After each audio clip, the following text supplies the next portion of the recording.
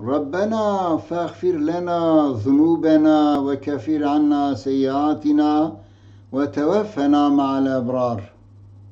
Rabbimiz günahlarımızı bağışla, kötülüklerimizi ört, ruhumuzu iyilerle beraber al. Ne demiş Peygamber aleyhissalatü vesselam? Kişi arkadaşının dini üzerinedir. O halde kiminle arkadaşlık ettiğinize dikkat edin diyor. Bu dünyada iyi insanlarla arkadaş olmak lazım.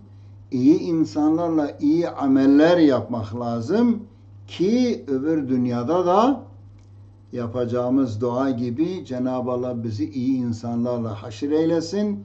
İyi insanlarla iyi makamlara göndersin.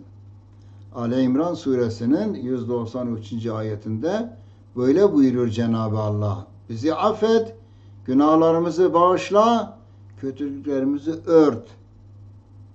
Ayıplarımızı ört. Kimse kötülüğümüzü, ayıplarımızı görmesin. Utanmayalım insanlara karşı ve ruhumuzu da iyilerle beraber al diyor. Cenab-ı Allah hepimizi iyilerle beraber hem bu dünyada hem de öbür dünyada beraber kılsın inşallah.